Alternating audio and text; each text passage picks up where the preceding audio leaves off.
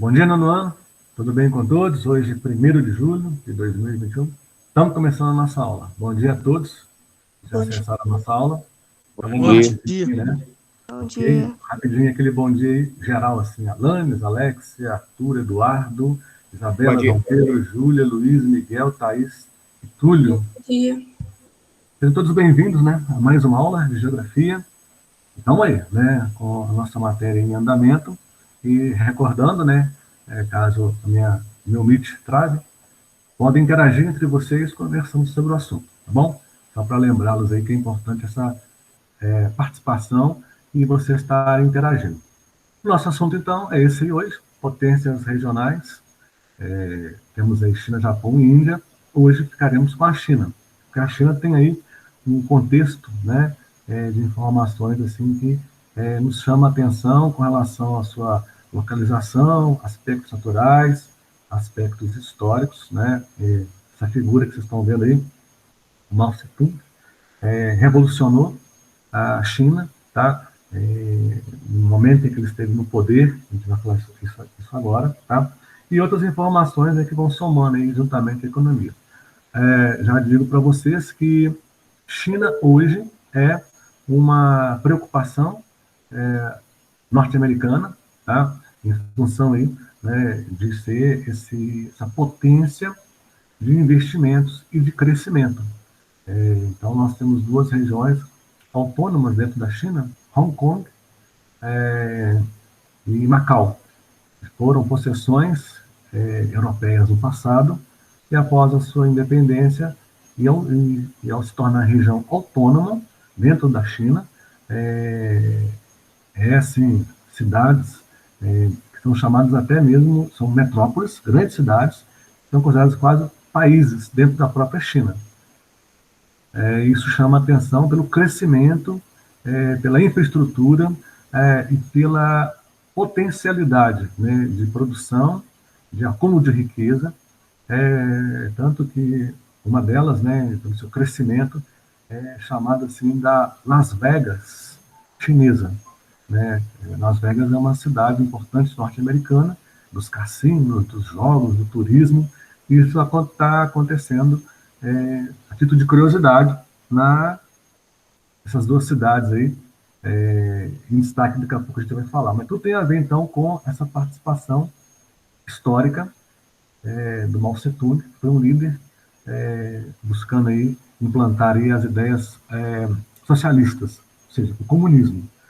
A gente entende por comunismo um sistema em que tudo é único, partido e outras curiosidades que a gente vai ver, e até mesmo a questão da sociedade ser igual, não ter rico, não ter pobre, é aquela mesma ideia, seja, todos iguais, né? Mas a gente sabe que isso na teoria está ali, mas na prática não acontece. Foi o que aconteceu com o fim da União Soviética, quando o socialismo, após a Revolução Russa de 1917, e criação da URSS, que é a União das Repúblicas Socialistas Soviéticas, em 1922, até a década de 80, o socialismo predominou, né, nessa organização. Mas em função aí, da prática ser diferente da teoria, o socialismo não deu certo, a ideia da sociedade igual, né, não foi de fato praticada, muita pobreza e uma série de coisas que, insatisfação da população, isso resultou então no fim do socialismo. É um processo que já falamos e podemos falar quando assim for necessário. Então vamos ao que interessa. China. Primeiro ponto aí, com relação à questão da China, vai ser só a localização. Eu só quero dar uma conferida rapidamente aqui, os alunos já presentes, para a gente confirmar aqui a presença, né? Então vamos lá, Lanes, Alex, Arthur, Eduardo, Isabela, João Pedro, Júlia, Lara. Oi. Bom dia, Lara. E você acessou agora, né, praticamente. Então, ok? Vamos lá, então. Ao fundo, o trem passa aqui no meu bairro, cortando a nossa cidade e fazendo o progresso, né, acontecer. Então, vamos lá, pessoal. De acordo com a nossa apresentação, estamos na página 48, tá? Quem estiver com o livro em mãos, acompanha, e também, ao mesmo tempo, visualizando a nossa apresentação. Então, uma pergunta muito fácil para começar. Qual é o país que vamos hoje falar, estudar? China. China, beleza. O que vocês já ouviram falar da China? Bastante coisa, mas não muito interessante. Ok. Muitas ilhas, Hum, muita tecnologia, muito desenvolvimento. sim. E uma preocupação para os Estados Unidos na atualidade, tá? O crescimento da China está sendo assim gigante, né? Até mesmo esse gigantismo aí tem a ver com a, a própria dimensão do território, né? Que coloca a China aí como o terceiro maior país do mundo, tá? Com seus 9 milhões e 700 mil quilômetros quadrados e sendo o país número um Superlotação também, né? em população, exatamente. A gente vai ver uma historinha aqui daqui a pouco aqui, com o programa aí de número de filhos, né, que a China adotou numa certa época aí, em função desse contingente populacional, mas daqui a pouco a gente vai chegar lá. E a princípio, então, nós temos aí localização e aspectos autorais. Quando fala em localização, o que quer dizer essa palavra em termos de situar um país? Quando fala localização, o que vocês entendem que quer dizer isso? Onde fica? Onde fica, quem faz fronteira, né? Se o país ele tem litoral, se o país é do interior, né? Faz divisa com outros países. O caso da China é diferente. Lembrando aí do nosso mapa, né? Da Ásia, nós percebemos que o lado leste da China possui o litoral, né? Que o oceano que faz contato aí é o Oceano Pacífico. Então, só para começarmos então a situar a China, como nós já falamos, né, com seus 9 milhões e 700 mil quilômetros quadrados, ela se enquadra então aí na terceira maior extensão em termos de extensão territorial na linha de posicionamento do território de maior aí, sendo primeiro aí a Rússia, né, sendo segundo o Canadá, em terceiro a China, na cola, o quarto seria os Estados Unidos, o quinto o Brasil, aí depois vem o sexto, o sétimo, aí até chegar aos quase 200 países, aí, as 200 nações do nosso planeta.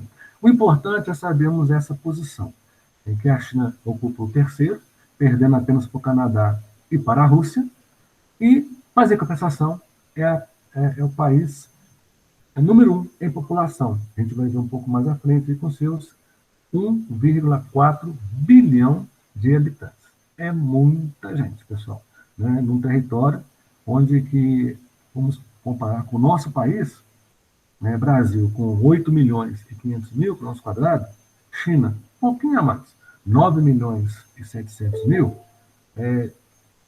Vamos ver a população do, do Brasil com relação à população da China, o Brasil, então, assim, está sobrando espaço. Né? Bom dia, Alejandra, que está acessando a nossa aula agora. Continuando nosso raciocínio matemático. Então, nós temos uma população no Brasil de 200 milhões e China 1,4 bilhão.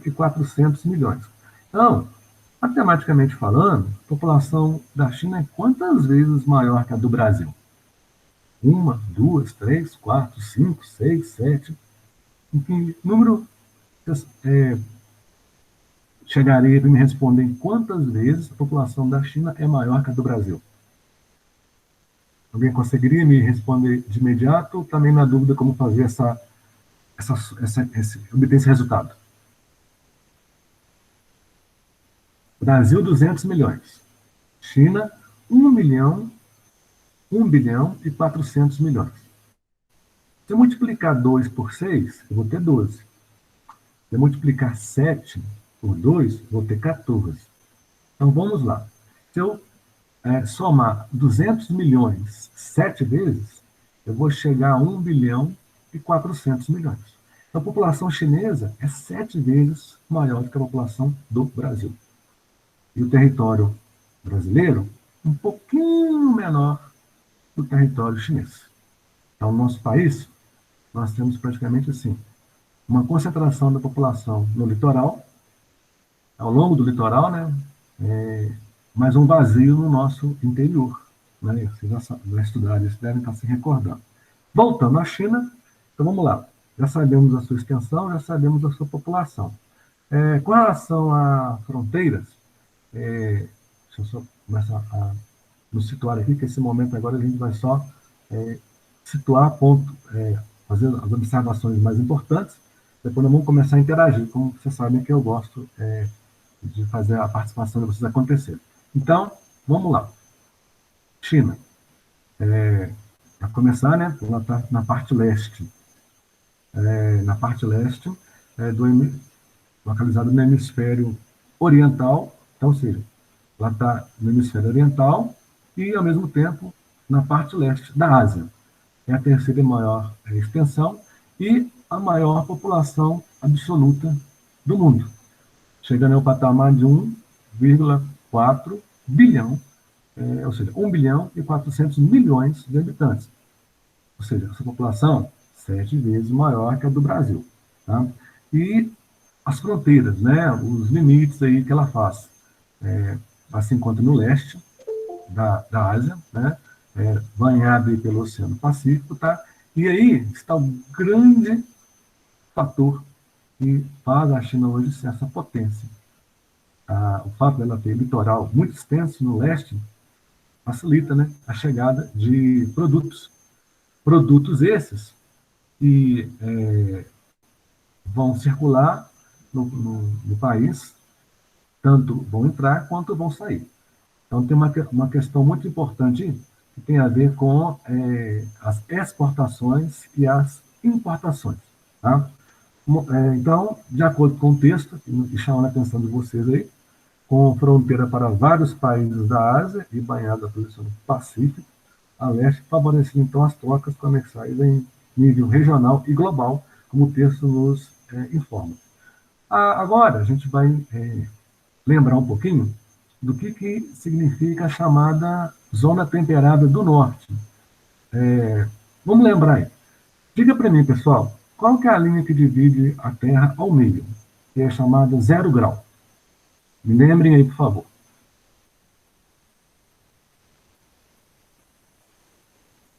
Alguém lembra qual que é a linha que divide a Terra ao meio? É a linha 0 grau. Eu não lembro se é esse mesmo, mas o meridiano de Greenwich. O meridiano de Greenwich está correto. É 0 grau, dividindo a Terra ao meio, porém é uma linha horizontal ou vertical?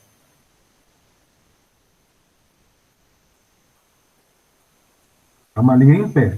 Significa que ela é horizontal ou que ela é vertical?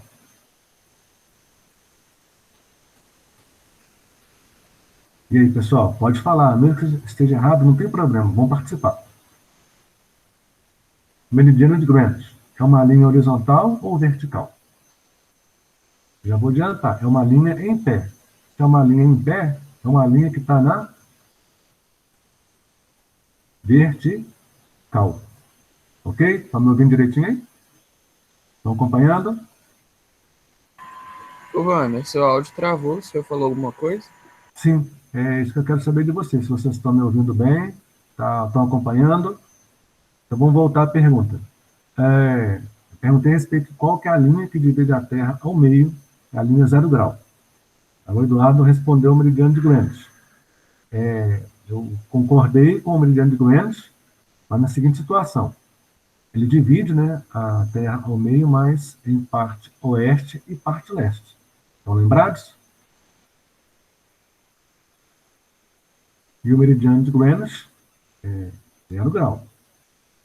Bom, por que eu estou perguntando isso? Porque a linha do Equador divide a Terra ao meio, em hemisfério norte e hemisfério sul. E não podemos esquecer que acima da linha do Equador, que é o hemisfério norte, nós temos então aí o Trópico de Câncer e o Círculo Polar Ártico. Então vamos pegar esse posicionamento dessas linhas aí. Entre o Trópico de Câncer e o Círculo Polar Ártico, aí nós temos a zona climática chamada Zona Temperada do Norte. Tá? E lembrando que a zona tropical está entre os trópicos e a linha do Equador. Tá? Entenderam? Por que então que a China se encontra na zona temperada do Norte? Porque predominantemente ela se encontra entre o Círculo Polar Ártico e o Trópico de Câncer. Ok? Estão acompanhando, pessoal? Estão me ouvindo? Sim. Ok. Então, assim que eu perguntar, por favor, me dê uma resposta imediata, com sim ou com não, para eu saber que vocês estão me acompanhando. Porque, como o Eduardo falou, meu áudio travou. Eu preciso saber se vocês estão acompanhando, ouvindo, tá? Me respondam de imediato. Seja um sim, seja um não, um ok. Então, vamos combinar assim. Então, vamos testar. Pessoal, está me ouvindo? Está tudo ok aí com vocês? Acompanhando? Sim. Ok, beleza. Eu preciso desse retorno imediatamente, para saber se realmente estão ouvindo e acompanhando aí. Então, voltando. A questão aí, né, da China está na zona temperada do norte, é porque a China está entre o Círculo Polar Ártico e o Trópico de Câncer. Então, essa parte do hemisfério norte é chamada de zona temperada do norte, tá bom? E lembrando que a zona temperada do sul se encontra no hemisfério sul, entre o Trópico de Capricórnio e o Círculo Polar Antártico. Ok? Então vamos lembrar rapidamente dessa questão aí, climática aí, que envolve o nosso planeta em função das linhas imaginárias, né, formando as zonas climáticas de acordo com a inclinação dos raios solares até essas localidades em função do nosso planeta, né, ser arredondado na sua parte equatorial e achatado nos polos. Nós já estudamos isso aí em épocas passadas, lá no sexto ano, com aquelas setinhas, né, mostrando como é que os raios solares chegam até a superfície terrestre em função do formato do nosso planeta, que não é um círculo, não é uma bola, não é redondo, isso em formato geóide. Ele é arredondado na sua parte equatorial e vai se achatando, né, nos polos aí, nessas extremidades aí. Então, zona temperada do norte é onde se encontra a China, com o clima, aí sim, com o clima temperado, tá? E aquela parte que já está abaixo do Trópico de Câncer, dentro do espaço entre o Trópico de Câncer e linha do Equador, é parte tropical. Não acontece. Então, praticamente, a China está entre o clima temperado e subtropical, porque ela está entre o Trópico de Câncer e o Círculo Polar Ártico. Bom, essa é a observação climática da China. Aliás, não pode esquecer que é justamente na China que nós temos aí o teto do mundo, né? Como é chamado aí o Pico Everest na cordilheira do Himalaia, com seus 8.848 metros de altitude, que é aí o ponto mais alto do planeta. Até recentemente, a Globo, uma associação da tarde, passou, né, o filme Everest. Não sei se vocês chegaram a ver ou assistir. Se não foi quinta-feira passada, foi quinta-feira, há 15 dias atrás. Eu sei que foi uma quinta-feira, eu até ia comentar com vocês, e acabou que passou, a nossa aula acabou, e depois que eu lembrei, já não era mais interessante, porque o dia já estava se acabando, né? E o filme já tinha passado. Mas vocês ouviram comentário desse filme, Everest, que foi exibido na sessão da tarde há uns 15 dias atrás, mais ou menos? Alguém percebeu, viu, já assistiu? O que vocês me falam disso? Eu nunca assisti, não. Eu também não. Também não. Mas esse filme foi exibido e eu ia chamar a atenção de vocês para ver, mas o nosso tempo foi tão empolgante que na nossa aula que eu me esqueci mesmo. Mas vocês podem, né, buscar no YouTube aí, né, Everest, o filme, tá? É interessante vocês verem, né, essas curiosidades a respeito da questão do filme. Bom dia, Luísa, você que está assistindo nossa aula agora. Estamos falando sobre a China, já falamos da localização, já falamos um pouco da questão climática, e a gente não pode esquecer, né, da presença das montanhas, né? Onde tem montanhas, tem aí o clima frio de montanha, né? Mas também temos uma questão que nos chama a atenção, o deserto. Em função da parte elevada, muitas vezes ela funciona como barreira, impedindo com que as nuvens cheguem a determinadas partes do país para acontecer a precipitação, ou seja, a chuva. Então, por incrível que pareça, as montanhas servem também de barreiras, e aí formam os desertos. É tanto que nós temos, né, bem aí na Cordilheira do Himalaia, após aí passarmos sobre ela, na divisa aí entre Índia, Nepal, Butão, onde está a Cordilheira do Himalaia, logo em seguida vem o deserto de Gobi, que é a parte que não recebe chuvas em função aí da montanha, né, da Cordilheira do Himalaia, impedir a ultrapassagem dessas nuvens até esse ponto aí. É o mesmo que acontece no Brasil, né, como nós temos o Planalto da Borborema, não sei se vocês recordam, lá na região do Agreste, né, do Sertão, aqui no Brasil, esse Planalto da Borborema, ele impede que as nuvens também mais pesadas, né, úmidas, cheguem até o sertão. É mais ou menos essa ideia que eu passo e vocês vão recordando aí com o tempo.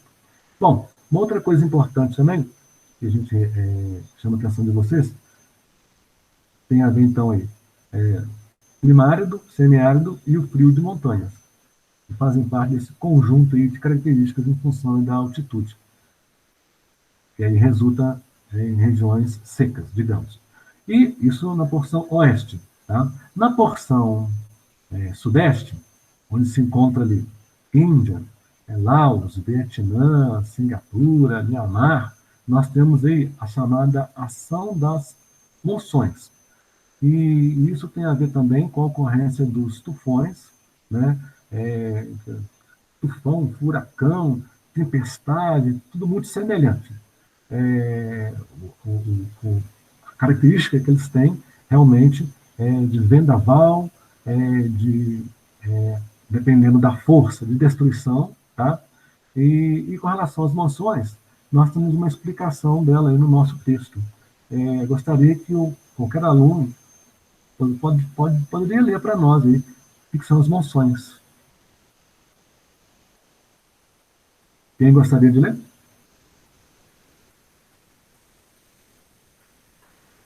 Pode ler, Wander.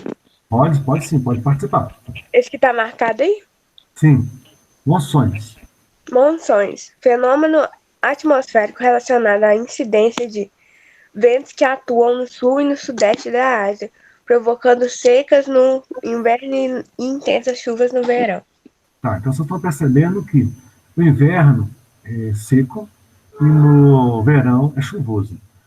Até lembra um pouco a nossa realidade aqui, porque nós temos 4 estações do ano, né, bem definidas. Nós temos um verão quente e chuvoso aqui no Brasil. Nós temos um inverno frio e seco, é o que nós estamos vivenciando no momento, né?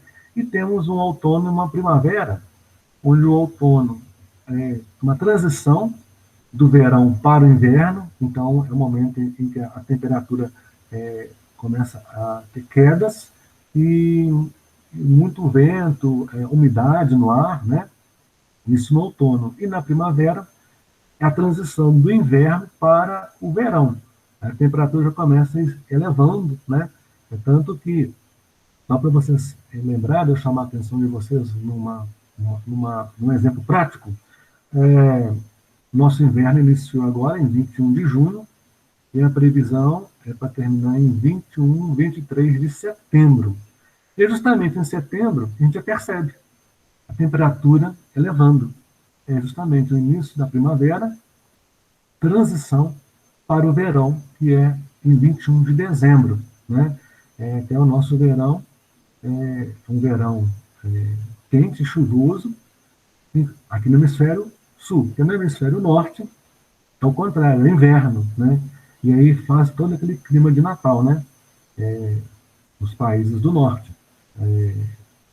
acima da linha do Equador, onde será inverno nesses países e o Natal fica com tudo aquele clima, né? Neve, temperatura baixa, tudo aquilo que a gente vê nos filmes de TV, né? Lembrando aí, marcando aí a questão do clima e da data. E por falar em clima e data, então as monções influenciam também nas condições climáticas da China, em função de ser bem fiéis aí, né? A questão e também aproveitando aí o exemplo aí das estações do ano, como o próprio texto nos informa, né? Um inverno seco, lembra um pouquinho da gente aqui, e um verão quente e chuvoso. Que lembra também os nossos exemplos aqui que eu citei para vocês. Então, monções são isso aí, tá? É quando acontece com mais intensidade um inverno seco e um verão chuvoso, tá? Com relação à questão da hidrografia, a gente está falando de rios, né? E o que nos chama a atenção, antes de eu falar da hidrografia, só para fechar a questão do clima, envolvendo a altitude do relevo, nós não podemos esquecer que a China está na zona temperada do norte, com influência dos climas temperados e subtropical, nas 4 estações do ano bem definidas, como eu já exemplifiquei aqui para vocês. No nosso país também é o mesmo que acontece. E monções é quando fica mais intenso, seca e mais intenso as chuvas. E dá alagamentos mesmo, tá, gente? E, fechando a ideia aí da questão do relevo, montanhas e desertos também interferem nas características climáticas.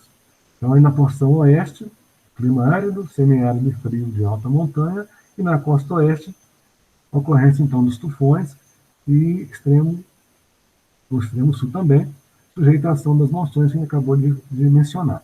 E a hidrografia, então, assim, para a gente fechar essa parte aí dos aspectos naturais, a gente está percebendo, então, de acordo com o texto, né, que a hidrografia ela é mal distribuída pelo território, com rios extensos e caudalosos, favorecendo a produção de energia elétrica.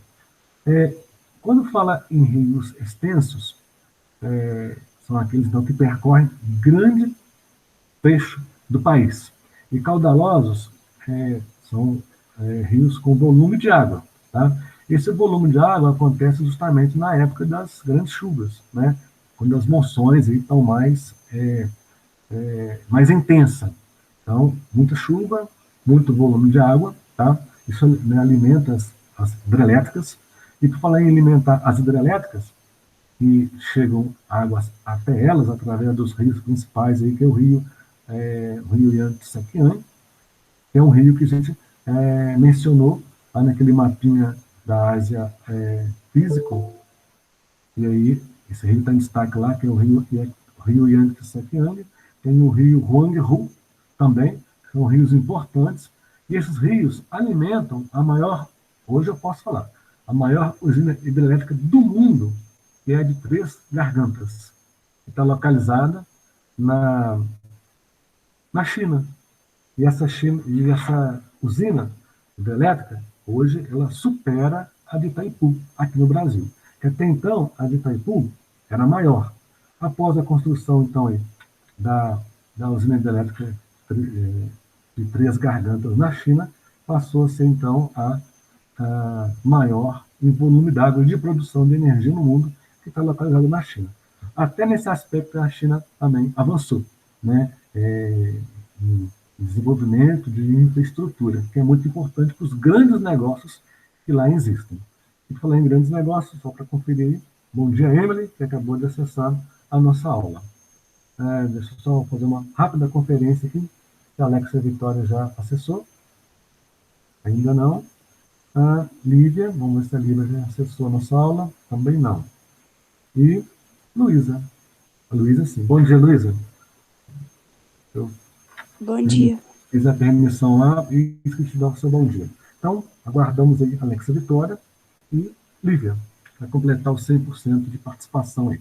Então, pessoal, voltando aí, né, as questões aí físicas aí da Ásia, Então, um exemplo aí, né, está nos rios extensos e caudalosos, lembrando que esses rios, né, ganham volume d'água com o derretimento do gelo, né, da cordilheira do Wander, posso ler esse próximo Himalaia. parágrafo? Tem, Lara, sim, você vai participar, Lara. Vamos Isso. lá. São os aspectos históricos, né? Então, só para fechar essa questão aqui da hidrografia, tá? Rios extensos e caudalosos, né? Isso alimenta as águas do rio Yangtze-Kiang, tá? E então, nós temos destaque aí para a usina de Três Gargantas. E fechando o relevo marcado, então, de acordo com a informação do nosso texto aqui, vamos lá, o relevo, e tem as suas marcas. Então, nós temos planícies na parte leste, onde estão os rios, o rio Yangtze-Kiang, o rio Huanghe, e já na porção sul-oeste, nós temos, então, as cadeias de montanha, né, que é justamente ali na parte sul da China, que está a cordilheira do Himalaia, e oeste nós temos aí Planaltos. Aliás, no norte nós temos Planalto. Porção sul e oeste nós temos as cadeias de montanha. Tudo isso, pessoal, tá, faz parte aí daquele mapa físico que vocês, né, receberam, e eu já visualizei, eu envio de cada um. Tem comentários a fazer, mas vou fazer isso individual no momento oportuno, tá, com o trabalho desses mapas enviados aí. Já digo, temos que melhorar a apresentação. Mas isso eu vou conversar em particular depois com cada um, tá bom? Aspectos históricos. A Lara, então, mencionou querer participar de uma leitura. Então, Lara, você pode fazer a leitura desses 2 parágrafos para nós aqui, que nós temos informação muito importante sobre eles, envolvendo essa história milenar, de mais de 1000 anos aí de história do povo chinês. Vamos lá, Lara.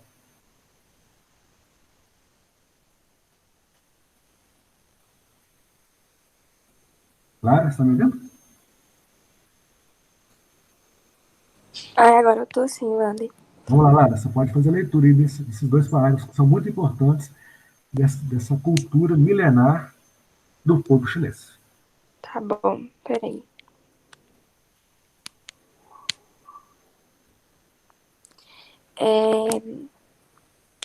A China apresenta uma cultura milenar que permaneceu isolada por longos anos e cujas tradições se mantêm fortes. Até no início do século XX, o país foi marcado pela ascensão. Ai, peraí, que tá sumindo toda hora. Pela ascensão e pelo declínio de dinástias, além de ter sido alvo do neocolonialismo. É assim que fala, Vânia? Sim, neocolonialismo. Europeu no século XIX. Conflitos com a Inglaterra, como a Guerra de Ópio, 1839 a 1860, e com o Japão, levaram à perda de parte de seu território, provocando desestruturação econômica e revoltas nacionalistas reprimidas por outras nações. Ok. Então, o que a Lara acabou de fazer a leitura para nós tem pontos importantíssimos. Primeiro, nós estamos falando, né, de um povo de cultura milenar. Né? Significa, então, que as tradições eram entre eles. Eles não tinham uma aproximação com outras culturas, a não ser a sua própria. Então, por isso que se manteve forte. E, até o século XIX, né, a região era praticamente assim, determinada por impérios, que são as dinastias daquela época, até a China ser alvo, então, do imperialismo europeu, que é o chamado neocolonialismo, no século XIX. Então, a China, ela praticamente era um local onde eles estavam isolados e se isolavam do restante. Então, eles não tinham contato com outras culturas e, ao mesmo tempo, fazendo com que a sua não fosse, de forma alguma, tido alguma intervenção de outra. Mas, como vocês sabem, como o nosso país foi colonizado pelos portugueses, país europeu, a África, da mesma forma, a Ásia também não fugiu à regra. Nós já vimos isso na aula passada a respeito dessa dominação aí, imperialista de países europeus sobre a Ásia, como os ingleses, os franceses, até os portugueses, dentre outros aí.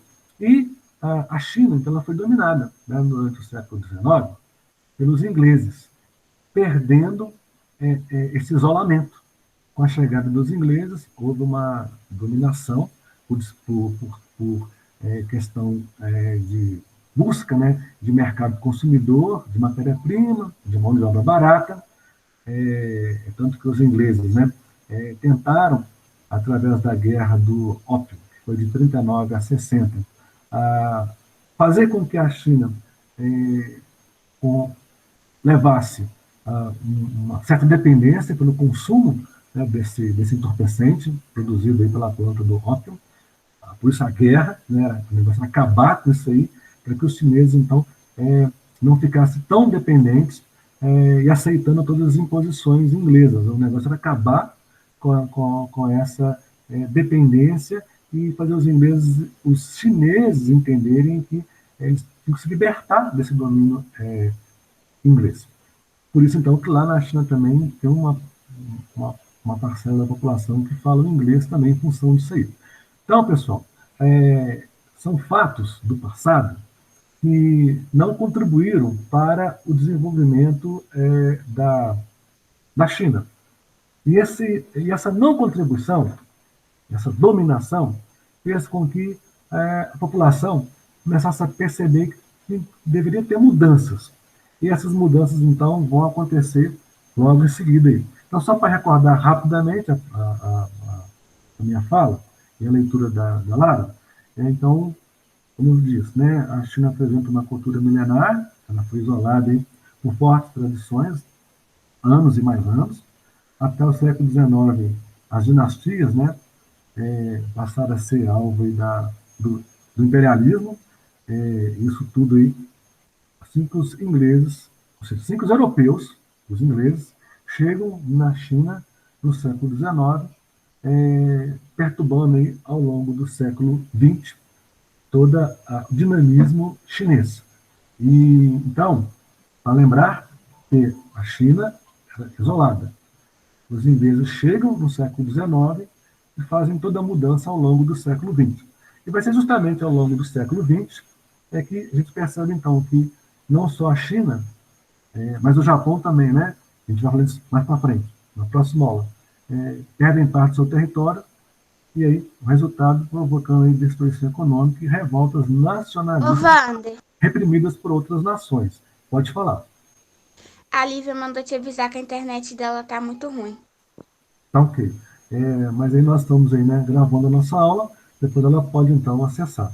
Legal, tá? Fala com ela que eu recebi a sua informação e que depois então ela pode acessar a nossa aula aí pelo nosso grupo, pelo canal do colégio, tá bom? Beleza. Então, pessoal, diante dessas perdas, a população então começa a se revoltar, né? É o sentimento nacionalista. Então, não restou uma outra coisa a fortalecer o desejo da população de mudança. E esse desejo vem com a chamada Revolução Chinesa, tá? Que acontece entre os séculos, entre 1911 e 1912, onde nós estamos no século já XX, nesse início do século XX, tá?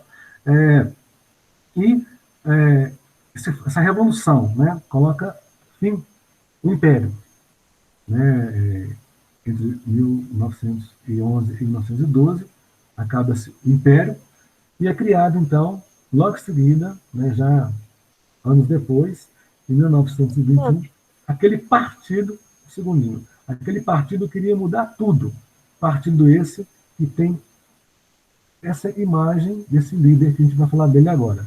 Oi, pode participar? Posso. Qual é a pergunta? Pergunta minha? Isso, qual é a sua pergunta? Porque nós já vamos começar a ter a participação de vocês interagindo, tá? Alguma pergunta? Ou só mesmo para acompanhar? Está presente? Então, vamos lá. Então, pessoal, a partir do fim do Império, né, só resultou...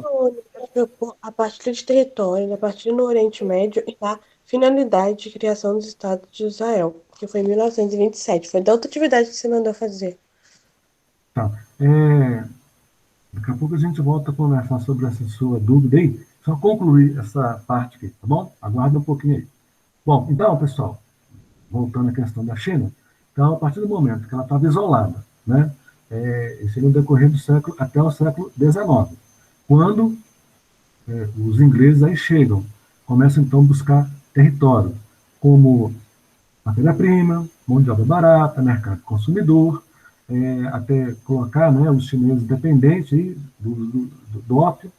Essa dependência era uma maneira de manter os chineses sob o controle dos ingleses, até que a população, então, começa a observar que nada disso estava contribuindo com o desenvolvimento e o progresso da população, então começam as revoltas. Essas revoltas, então, vê que quem estava sob a liderança do país na época não estava contribuindo e nem desenvolvendo a China. Pelo contrário, estava colocando a população numa condição de miséria, de desigualdade. Aí então veio a revolta. E essa revolta, então, deu força à população a lutar por melhorias. Melhorias essas que fazem o império cair. E ao cair, entra então em ação ideias de um líder que colocou na mente das pessoas que essa mudança seria importante, ela teria que ser apoiada e todos teriam uma nova vida, né, uma qualidade de vida, assim digamos. E a ideia, então, foi através do socialismo. Socialismo esse que é o comunismo, né, que é a ideia da sociedade igual, né. E, então, abraçaram essa causa, o povo chinês, né, fortalecendo, então, essa revolução, aceitando, então, aí a criação do Partido Chinês, Partido Único, em 1921, e, a partir daí, então, os rumos políticos e econômicos do país mudaram, né, até os dias atuais. E, a partir daí, então, a China, né, como o próprio texto nos informa, com a Revolução Chinesa, entre 1912 e 1911 e 1912, deu-se o fim do Império. Criou, então, em 1921, o Partido Comunista Chinês, que estamos falando, influenciou, né, nas mudanças aí, tanto políticas quanto econômicas da China até os dias de hoje, como vocês podem perceber. E agora nos chama a atenção a respeito dessa questão, né? A China, então, passou a ser uma república, tá? Uma república que até então, né, de país pobre e rural, para vocês verem, né? Uma república de país pobre e rural, que foi aí uma herança deixada pelos colonizadores europeus. O Brasil também passou por isso, tá? E que necessitavam, então, de muitas reformas políticas e econômicas. Porque quem é que sente quando o país não está sendo bem administrado? A população, né? Atualmente, nós estamos vendo nas mídias aí o que virou o comércio das vacinas nessa época de pandemia. Vocês não estão acompanhando? Então acompanhem. Muita coisa errada, muita gente lá em Brasília ganhando dinheiro com essa situação atual da compra das vacinas. Não vou entrar em detalhe, não, mas procure informar, vocês verem. Então, geralmente, quem está no poder é que determina a qualidade de vida da população local, ou regional, ou estadual, ou federal, ou mundial, né? Então, na situação da China, estou colocando o Brasil no meio da história, mas não é diferente, não. Tudo depende do líder, tá, gente? Esse líder, se ele fizer um bom governo, a população vai aplaudir. Se esse líder não fizer um bom governo, a população vai reagir, né? Então, aí vem as guerras civis, as manifestações, as revoluções, tudo muda, porque a população é que mais sente o poder de quem não está fazendo bem para atingir a todos. Bom, e diante disso, né, esse partido comunista teve aí um líder, né? Esse líder, ele está aí, ó, né? Ele está aqui na foto, ó. É o Mao Tse-tung, tá? Que nasceu em 1893 e faleceu em 1976. Né? Ele era o líder do Partido Comunista, tá? Ele liderou a chamada Grande Marcha, né, que deu início ao regime comunista, que é a ideia, né, do socialismo, digamos assim. Tá? E ele, então, acabou então, criando aí a República Popular da China, né, no ano de 1949, implantando o comunismo no país. Então, sintetizando, né, o líder do Partido Comunista Chinês, Mao Tse-tung, liderou a Grande Marcha entre 1934 e 1935, dando início à organização do regime comunista, como o texto nos fala.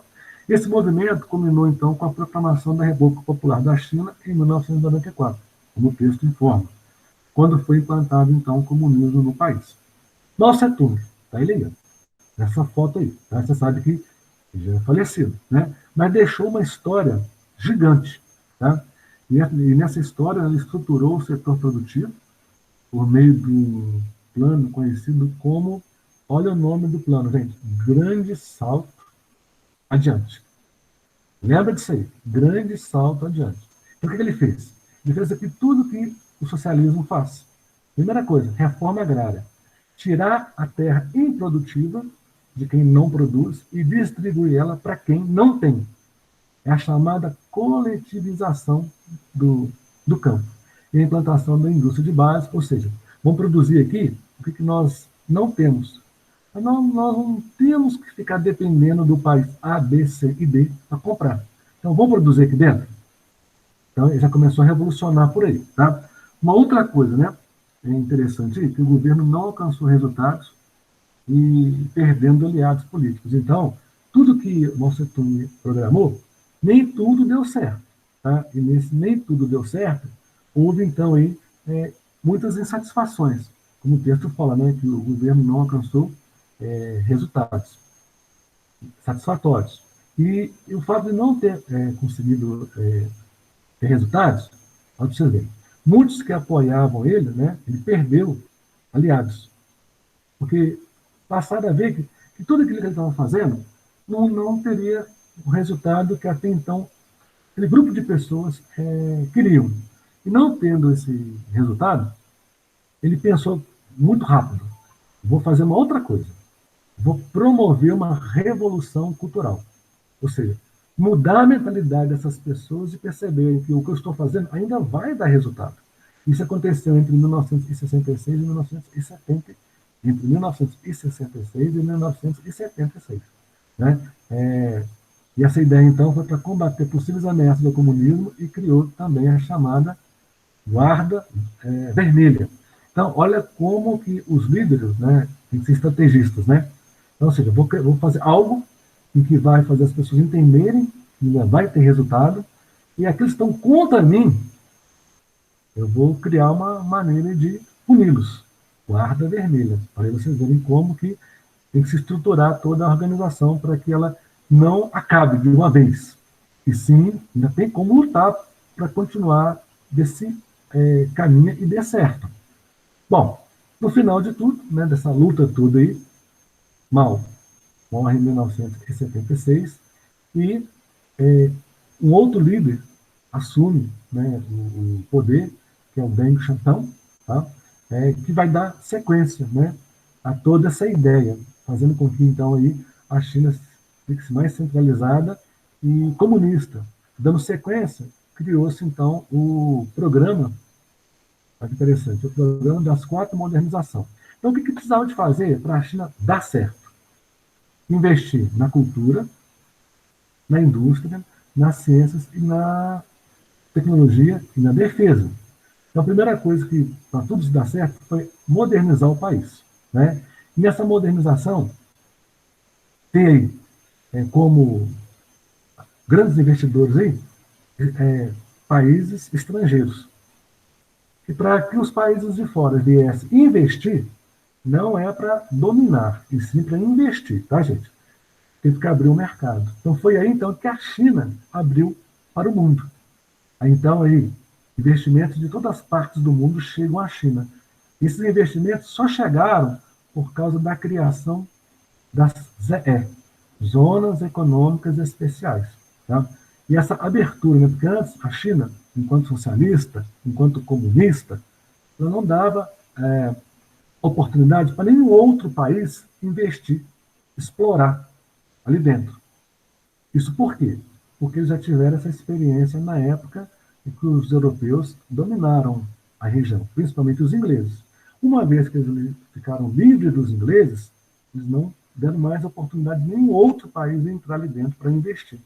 Mas o tempo passou, Mao Tse-tung fez todo um planejamento que não teve resultado positivo, e após o seu falecimento, assumindo então aí a liderança do país, o Deng Xiaoping, ele então pensou, o jeito agora é fazer o nosso país receber empresas de fora. Aí então o país então começou a ter uma característica disfarçadamente capitalista, né? Somos socialistas, comunistas, mas estamos abrindo o mercado. Porque o país socialista, ele não abre mercado para países de fora, ou seja, ele não deixa as empresas de fora entrar ali dentro. Até mesmo para não provocar a desigualdade. Mas, não tendo uma outra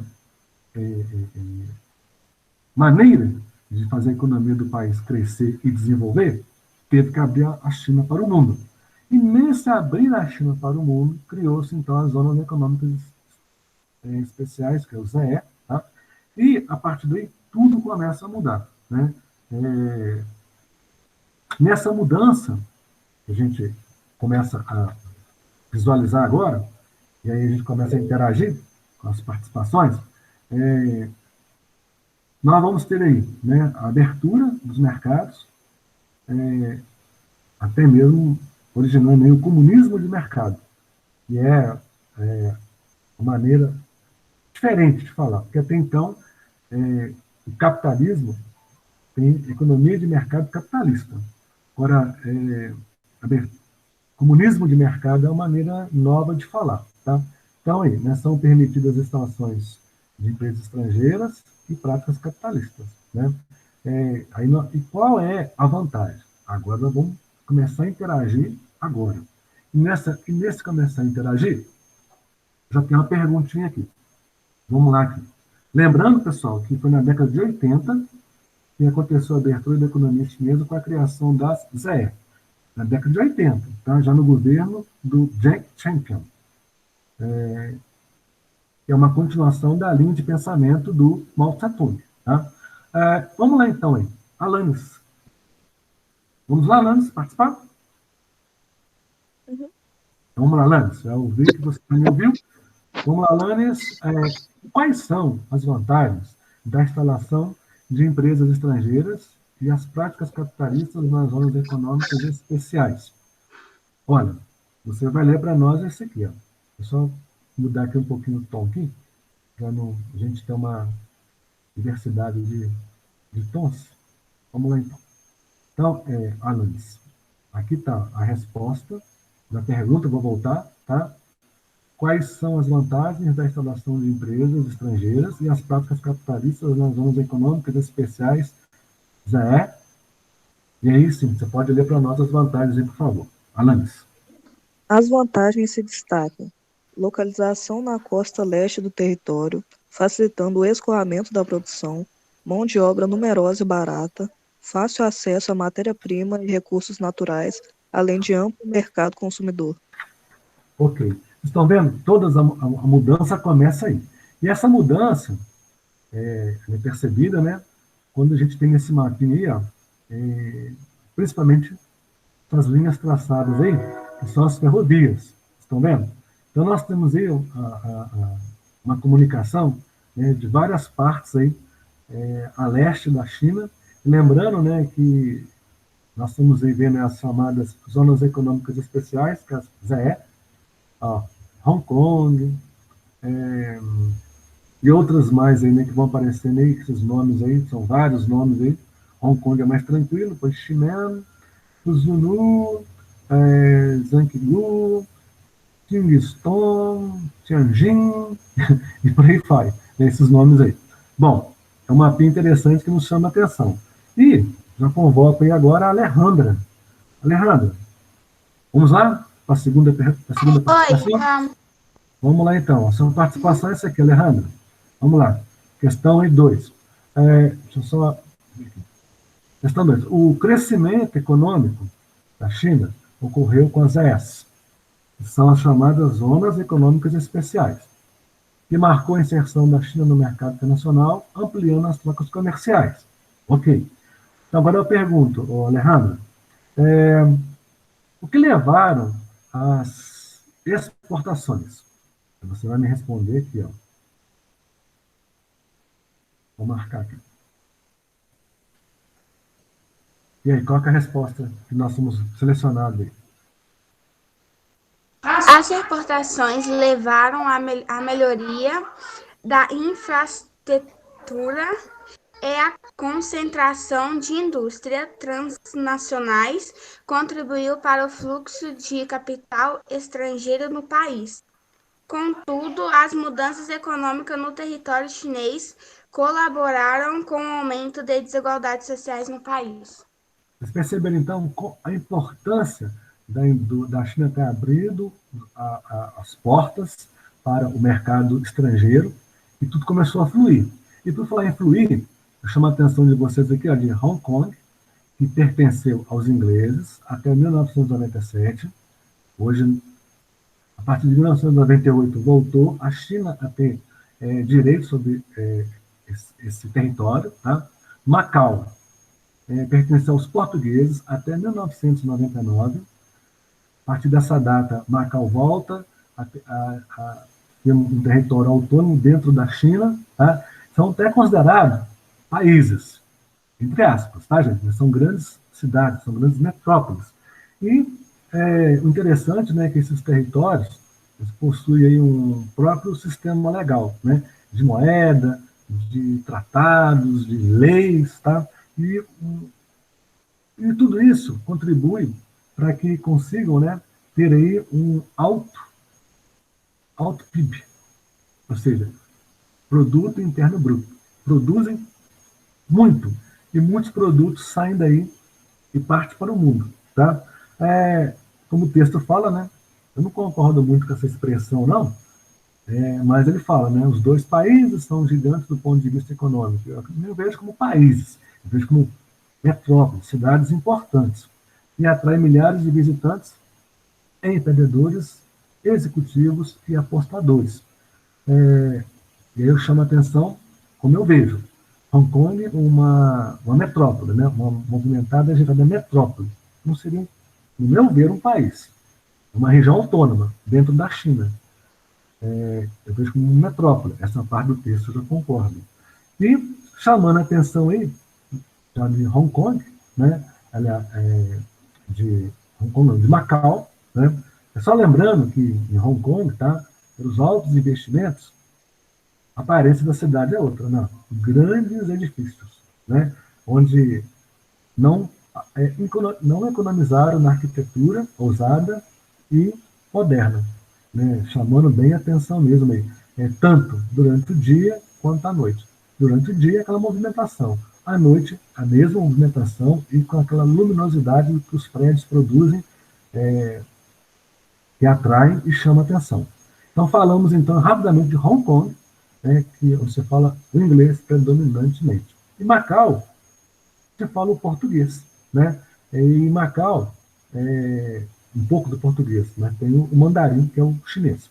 É chamado de Las Vegas da Ásia, onde lá existe, né, uma grande movimentação desde 2006, movimentação essa, né, que ultrapassa o volume de ganhos da chamada Las Vegas norte-americana, né? Como o texto fala, Vegas no volume de dinheiro e circulando nos cassinos, que acontecem em Macau.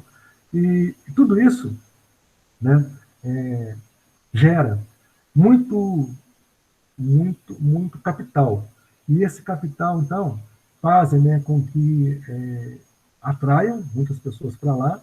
E nisso, então, existem habitações pequenas em prédios superlotados. devido ao contingente populacional.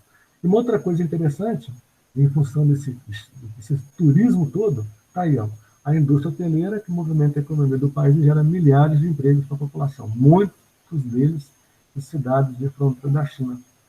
É um mercado que está em expansão. Por falar em expansão, população chinesa. Então vamos lá. Bom, Alexa, Tamara, vamos participar? Vamos falar agora sobre a população. Vimos aí um pouco da história da China, né? Esses nomes importantes, Mao Tse-tung e Deng Xiaoping, são aí nomes importantes, tá, de toda essa revolução que iniciou a China assim que ficaram livres do domínio europeu, principalmente dos ingleses. População chinesa é o nosso próximo assunto. Agora vamos dar uma acelerada com mais as participações aí, interagindo. Alexa, Tamara, está me ouvindo? Vamos participar? Bom, a pergunta dela seria essa aqui. Ó. Se ela conseguir responder, vai ser legal. Qual é a população absoluta da China? Bem simplesinha, né? Foi o que eu falei lá no começo da aula, tá? Alexa, Tamara, se ela puder nos responder, a sua resposta é apenas esse aqui, ó. Mais de 1,4 bilhão de habitantes, ou seja, 1 bilhão e 400 milhões, uma população 7 vezes maior que a do Brasil. Na sequência, Alexa Vitória, vamos participar da próxima pergunta. Alexa Vitória, ela não acessou. Né? Então vamos lá. A pergunta dela seria como está distribuída a população chinesa na sequência do nosso material. Vamos ver então qual que seria a resposta. Vamos lá então aqui na resposta aqui. Quando eu pergunto, né, como está distribuída a população chinesa? No nosso material didático, lá na página 50, nós temos informação. Ele já não deve estar, não acessou a nossa aula ainda, né, Alexa Vitória. Então a resposta dela seria a parte aqui, ó. Em função das características do relevo, já sabemos, né? A porção oeste do país, áreas montanhosas e desérticas, e a maior parte da população concentra-se nas planícies aluviais e costeiras. Isso nós já vimos aí no começo da aula, quando eu falei que a parte montanhosa mais ao centro e ao sul, e a parte leste já é a parte mais plana. Então é permitido então aí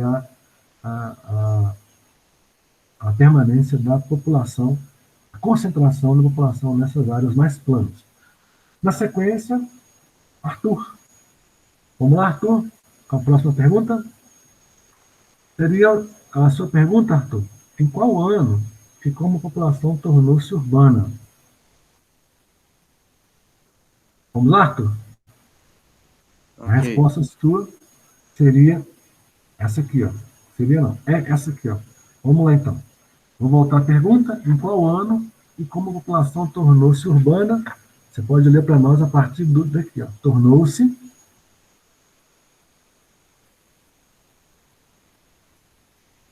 Não sei se o Arthur conseguiu me ouvir. Superior a rural somente em 2011, com o aumento das migrações para a cidade em função da abertura da economia de mercado adotada no país.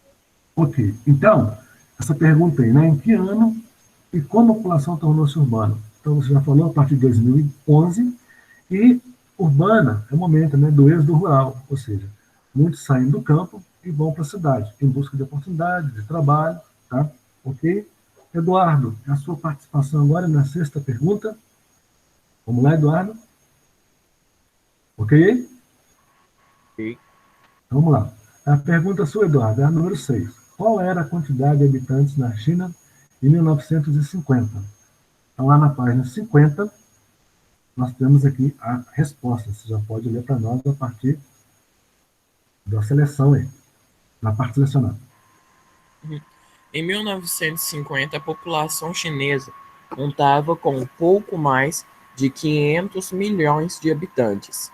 3 décadas depois, o país alcançou a marca de 1 bilhão de habitantes em 1979.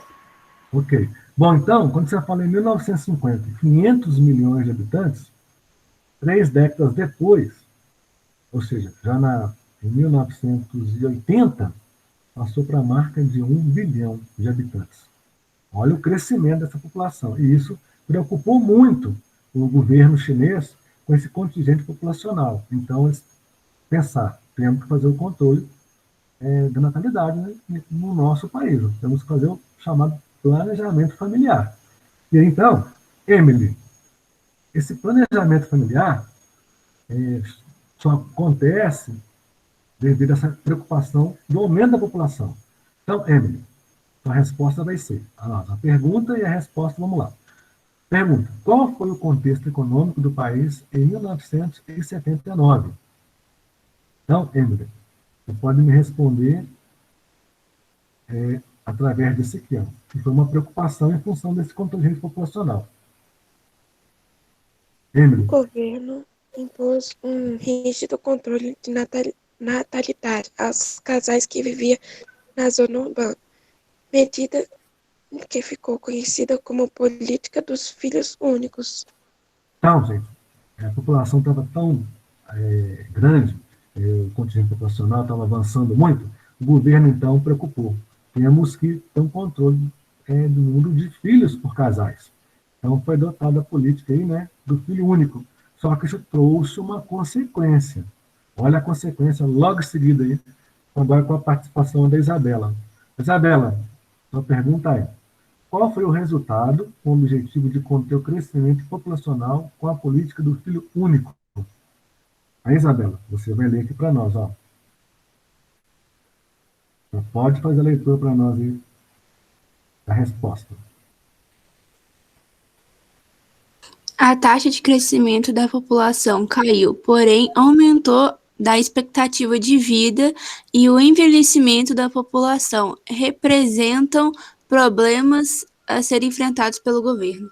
Isso. Então, a questão, né, que passou a acontecer foi isso aí. Qual foi o resultado com o objetivo de conter o crescimento populacional com a política do filho único, como a Isabela acabou de ler para nós? Houve, então, um crescimento da população, a taxa de crescimento da nossa população caiu. Tá. Porém, as pessoas jovens foram se tornando adultas e adultos se tornando idosos. Então, houve um envelhecimento, né, e o governo então começou a perceber que ficou faltando gente jovem para trabalhar. E é justamente nas pessoas que estão em atividade que deles tira uma contribuição essa que é para somar e contribuir, né, com o volume de pagamentos aos aposentados. Então, um país tem que ter jovens e adultos trabalhando para continuar sustentando a previdência, né, dos aposentados. Esse é um processo natural de todo o país. E nesse mapinha, nos chama a atenção a densidade demográfica em 2019, onde está concentrada mais a população. Bom, e nessa concentração, nós temos aí, né, a pirâmide etária, entre 1950, 2019 e 2050, onde a gente percebe justamente a política do filho único, adotada de 1950 para frente. Olha, muitos jovens, a base, olhem a base, e em 2019, poucos anos depois, essa base estreitou e o meio alargou-se. E já em 2050, a consequência, estreitou a base estreita, o meio foi se estreitando e o topo foi se alargando. Aqui, ó, os jovens que estavam aqui vieram para cá com o passar do tempo. E os adultos que estavam aqui veio para cá com o passar do tempo. Estão percebendo o cursor girando aí? Estão percebendo? É possível perceber?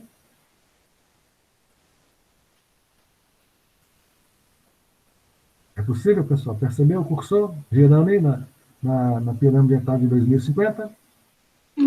É sim. Estão percebendo? Está girando? Sim. Tá, então vou voltar. Então, os jovens, em 1950, estão aqui. Com a política do filho único, os jovens diminuíram, mas os jovens daqui vieram ocupar esse espaço aqui, ó, que foram ficando mais velhos. Né? E os jovens que se transformaram em adultos em 2019, em 2050 se transformaram em idosos, vão se transformar em idosos. Né? Ainda vão se transformar em idosos. Vocês estão percebendo aí a pirâmide etária, como que ela nos informa todos esses dados aí. Na sequência, João Pedro. Vamos lá, João Pedro? Você, então, agora, questão 9. Já está em azul aí para indicar que é a sua participação. João Pedro, o que foi percebido pelo governo chinês ao longo dos anos em que a política do filho único foi aplicada? Agora vamos ver o resultado. João Pedro, você pode fazer leitura para nós aqui. Ó. Vamos lá, João Pedro. O governo chinês percebeu o aumento da população masculina e de abortos. Isso porque, ao saberem que teriam uma menina, os casais optavam pelo aborto, tendo em vista a valorização do filho homem pela sociedade chinesa. O controle de natalidade também poderia ser responsável pela falta de mão de obra em curto prazo. Não, então, vocês já perceberam, né? O que gerou, o que essa ação teve em termos de reação, né? Então, aumento da população masculina e muitos abortos. Isso por quê? Todas as vezes que o casal tinha uma menina e não vinha um menino, eles então praticavam então aí situação aí, né, provocava um aborto, porque a expectativa era de um filho masculino. Ter um filho só, então queremos que seja um menino. Quando vinha uma menina, essa situação aí, né, muito triste, né, dos abortos aí. Bom, pegando essa ideia, Júlia, quais foram as reações, em 2013, com a política de flexibilização do Partido Comunista Chinês? Aí, Júlia, você pode ler para nós essa parte aqui. Ó. Com isso, em 2013, o Partido Comunista Chinês flexibilizou a política permitindo 2 filhos por casal, acabando de vez com essa medida em 2015. No entanto, observou-se um baixo impacto dessa mudança, considerando o alto custo para criar. Ok. Então, percebendo então todo esse contingente de situações aí, o Partido Comunista então percebeu, vamos ter que acabar com essa política, porque isso está gerando aí uma série de problemas, principalmente nessa atitude dos casais em provocar abortos, sabendo que o primeiro filho era uma menina e não um menino, né? Então, em função desse controle da natalidade, também poderia ser responsável pela falta de mão de obra em curto prazo. Então, dentro disso, em 2013, o Partido Comunista pensou, vamos mudar essa ideia, só que essa ação teve uma reação, né? E observou-se, então, um baixo impacto da mudança, considerando o alto custo para criar um filho na China. Então, a partir do momento, né, que você passa a ter mais filhos, começam os compromissos também ir aumentando aí no orçamento familiar. E, diante disso, na sequência, a Lara, gostaria que você me respondesse a seguinte pergunta. O que foi estimado pela Comissão de População e Planejamento Familiar da China sem a adoção das medidas de controle de natalidade?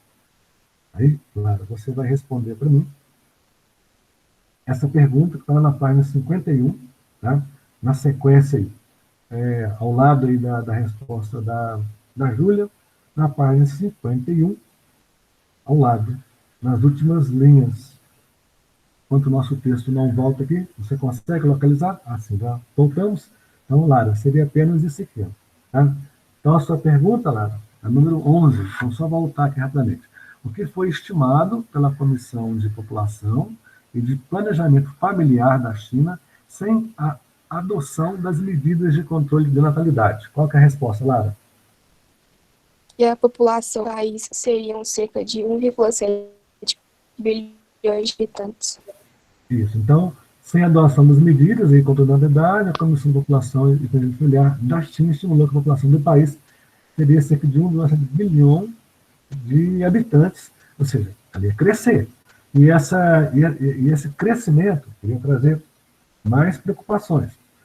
Bom, a participação seria da Lívia, mas a gente faz para ela então. Quais são as características da diversidade étnica chinesa? Em função disso tudo aí, né, a população aumentando, muitas mudanças aconteceram. E dentre essas mudanças, nós temos o quê? Né? O país abriga 56 grupos étnicos diferentes. A etnia Han corresponde a 90% da população. Aí tem outras etnias, né? Aos nomes, gente. Zhuang, Manche, Iugures, Iu, né? Não são nomes assim. Nós não precisamos nos preocupar em guardar, mas eles estão aí, fazem parte do nosso contexto. E também, né, os tibetanos, né? Que são considerados aí a minoria no país. Tem até uma historinha que a gente vai falar deles no momento oportuno, aí, né, de quererem tornarem, né, criar uma nação aí, na região do Himalaia, atendendo às suas necessidades de nacionalismo. E isso é lógico, né, que vai gerar aí conflitos separatistas com o Partido Comunista Chinês.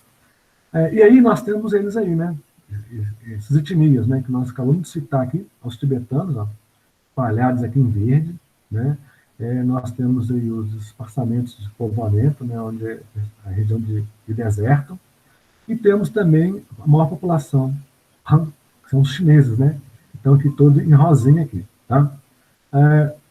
E por falar em população, nós temos uma observação aqui, chamando aqui a atenção de vocês, que em 1958 a China aprovou o estabelecimento de um sistema de registro de residência chamado Hukou, em chinês. O seu documento indicava o local de nascimento e determinava a residência de cada chinês. Qual era o objetivo de tudo isso, gente? Simplesmente isso aqui, ó. Era conter a migração da população para as áreas urbanas do país e colaborar com a política de industrialização sem urbanização do país.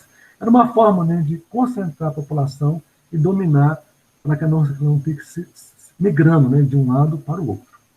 E por falar em migrar para o outro, para finalizar o nosso trabalho, tem a questão da economia.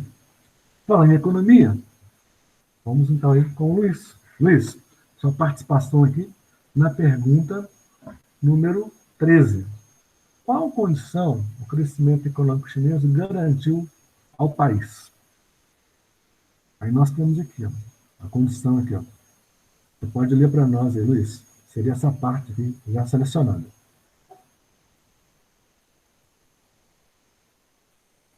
Enquanto o Luiz se organiza. De principal exportador de produtos eletrônicos, o que permitiu estabelecer trocas comerciais com um grande número de países. Ok. Isso tudo, gente, considerando, né, uma potência emergente, com grande desenvolvimento agrícola, industrial e comercial. Então, faltava, então, aí essa condição, né, de exportar os produtos.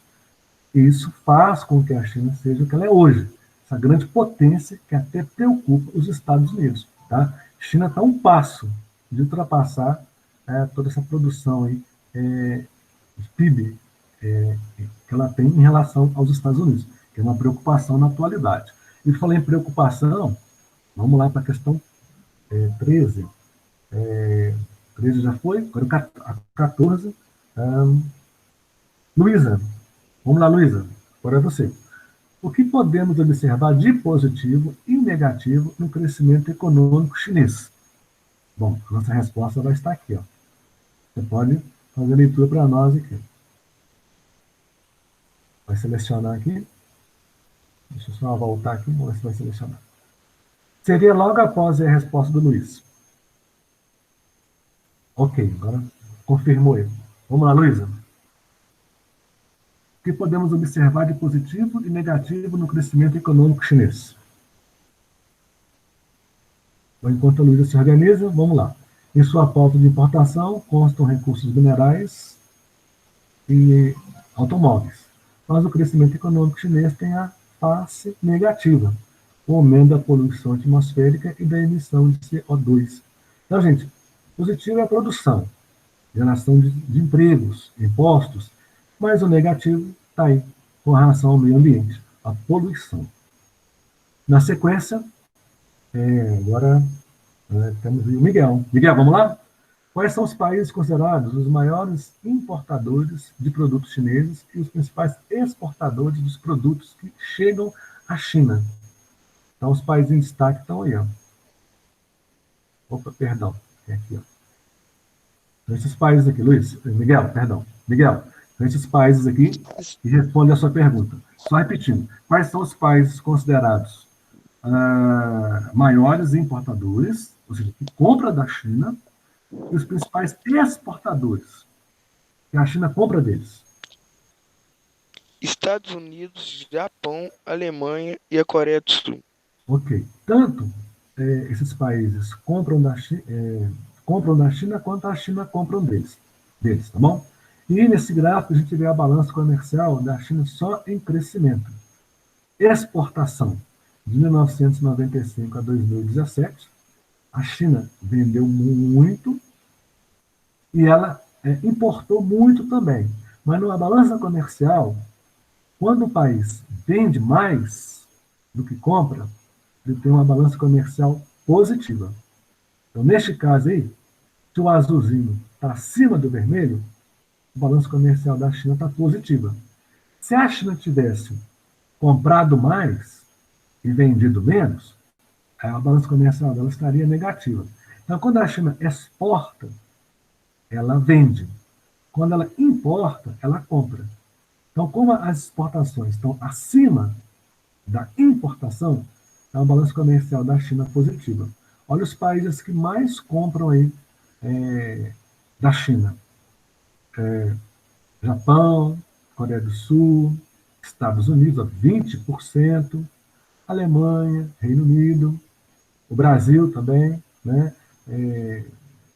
São países aí, né? China, destino das exportações. Então, ou seja, se a China está exportando, então todos esses países estão comprando dela, tá? E aí, né, tem aí a legenda aqui mostrando, né, quais as localidades que eles pertencem. E por falar em localidades que eles pertencem, vamos lá na questão 17. Participação do Túlio. Túlio, deixa eu ver aqui, não, 16, perdão. Participação da Thaís. Vamos lá, Thaís. Se não estiver nos ouvindo, vamos lá. Destaque os produtos exportados para a China. Destaque os produtos exportados para a China. Então, a resposta sua. Vou localizar aqui para você. Vamos lá. Vou só subir mais um pouquinho. Está aqui, ó. Até havia começado a fazer a marcação. Então, Thaís, a resposta sua seria assim: destaque os produtos exportados para a China. Bom, então nós temos aí equipamentos de transmissão, circuitos integrados, peças de máquinas de escritório, além de recursos minerais e energéticos. Agora passando para o Túlio, a questão 17. Vamos lá, Túlio. Como é a liderança econômica da China na Ásia? Aí, Túlio, você tem como resposta esse final de parágrafo aqui. Finalzinho do parágrafo, você pode ler enquanto seleciona aqui o texto para nós, aqui o nosso marcador. Já chegou a seleção? Vamos lá, Túlio. Não sei se o Túlio nos ouve, mas eu vou ajudá-lo então. A pergunta é: como é a liderança econômica da China na Ásia? Então, está aí a resposta. É a mais importante, se não o único, aliado econômico da Coreia do Norte, além de disputar a hegemonia na porção leste do continente com o Japão. Também exerce forte influência nos tigres asiáticos e na Oceania. Os tigres asiáticos são os países aí como Hong Kong, Macau, né, cidades importantes aí, Singapura, dentre outros que a gente ainda vai mencionar eles ainda nas próximas aulas, tá? Bom, essa parte agora, final aí, fala de destaques envolvendo aí a China sobre a Ásia, sobre a África, né, sobre a própria Ásia e também sobre o Brasil. Tem uma organização aí. Então vamos dar uma passada rapidinho nessas informações aqui. Vamos lá na questão 18. Como é a visita, como é vista a atuação chinesa na África? Então, rapidamente eu vou chamar a atenção de vocês aqui. Ó.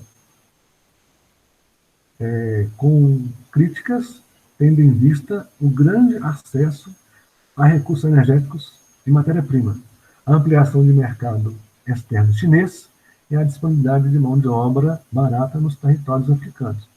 Então, a África está percebendo que a China está aproveitando do seu crescimento e buscando continuar esse crescimento em territórios distantes do seu. Na próxima pergunta, vou ser mais rápido agora, qual o investimento da China nos países africanos, mesmo não transferindo tecnologia aos locais de investimento?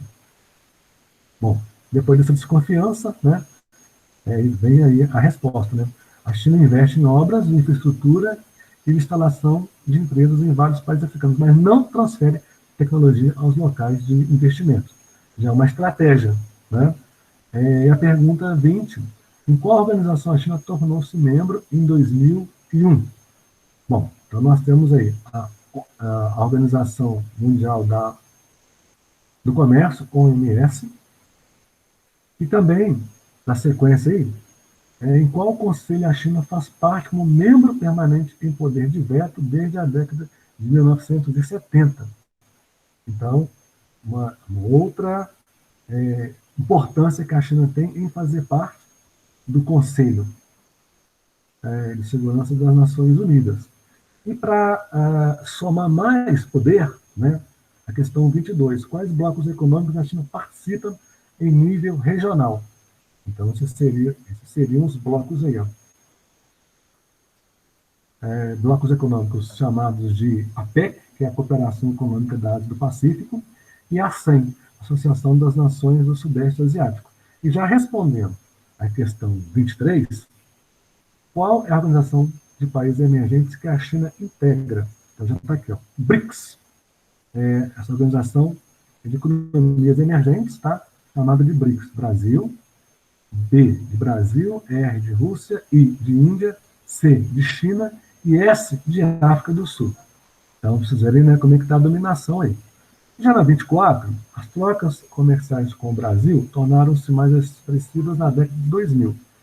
Como é hoje a parceria comercial da China com o Brasil? Bom, interessante essa pergunta, né, pessoal? Olha aí. Olha o que o texto nos fala. É responsável por cerca de 30% das exportações brasileiras e os principais produtos estão relacionados aos setores de energia, de alimentação e de construção civil. Também é considerado uma das principais fontes de investimento estrangeiro no Brasil, atuando nos setores de infraestrutura, energia, óleo, gás e participação nos setores financeiros, de serviços e de inovação. Nesse gráfico, nós percebemos justamente essa questão aí dos números, né? Ó. China investimento no Brasil. A China investe aí na extração de petróleo, também na questão da extração de energia. E como é que a gente percebe isso aí? A gente justamente aqui na questão 25, né? Quais são os recursos naturais que ainda hoje ocupam maior produção e lugar na base da matriz energética do país? Oi, pode perguntar. A Luísa mandou te falar que a internet dela tá muito ruim. Quem que deu o recado? Quem que deu o recado aí? A Luísa. Ok. Então vamos lá então para finalizar a 25. A China é o país com maior produção de carvão mineral e ocupa o segundo lugar na produção de petróleo e gás natural. Na sequência, como ocorre a exploração do carvão mineral, que é a base do uso das indústrias siderúrgicas chinesas. Aí eu chamo a atenção de vocês com relação a essa parte aqui, ó, tá? Que é muito preocupante, né? A sua exploração ocorre de maneira irregular, a céu aberto, o que colabora intensamente para o agravamento da poluição atmosférica e da emissão de gases carbônicos. Para encerrar, qual investimento do governo chinês busca para a produção ao combater minas com exploração inadequadas? Aí nós temos essa resposta aí, né, que é na produção de energia limpa.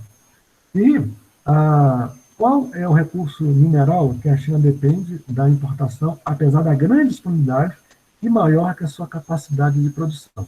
Por incrível que pareça, pessoal, a China produz petróleo, mas não é suficiente. Então, o que ela faz? Né? O país se tornou o segundo maior consumidor de petróleo do mundo, atrás apenas dos Estados Unidos. E aí, para dar conta dessa demanda, em quais países a China busca investir por ser locais com disponibilidade de combustível fóssil, a fim de garantir certa segurança? né, para a produção aí. Ela vai buscar justamente aqui, ó, no Brasil, né? No Brasil, na Venezuela e alguns países africanos, principalmente Angola e Senegal, a fim de garantir certa segurança energética. Então, justamente nesses países aqui, né, quando eu estou apontando aqui, ó, tá, aqui a China busca, então, aí, investir e, ao mesmo tempo, extrair. Tá? E nossa última pergunta: quais são as diferentes questões que o governo chinês lida em seu território? Aí já seria, então, aí na página 54, tá? Aqui está a questão do pré-sal, depois vocês podem dar uma lida com tranquilidade. Então, seria aqui, ó, né, para finalizar. O governo chinês lida com diferentes questões em seu território, questão aí dos conflitos étnicos do país, que é a disputa por fronteiras, né, com os países vizinhos. Tudo aqui que nós já sabemos. Aí depois se fala aqui, bem rapidamente, né, a questão do Tibete. Eu chamei a atenção de vocês. Depois vem uma outra questão envolvendo aqui Tianjin, que é uma outra localidade. Aí vem depois o ponto de vista regional, envolvendo essa questão que envolve também a região da Caxemira, tá? Uma outra localidade. E fechando, então, aí, a ideia da questão, né, do Partido Comunista aí, que tem meio uma guerra comercial com os Estados Unidos. Os dois países representam as duas maiores economias do mundo, tarifas impostas a produtos chineses, discursos protecionistas e ameaças de rompimento de acordo entre os países são estratégias para dificultar a importação para o território chinês. E aí a parada obrigatória da página 55, já está liberada para vocês fazerem, então, aí, essa atividade. Bom, então, no mais, agradeço a vocês pela participação e nós nos encontraremos numa próxima aula. Tá? Desejo a vocês aí boas aulas e até o nosso próximo encontro. Até lá, Tchau, pessoal. Wander. Tchau. Tchau. Até a próxima.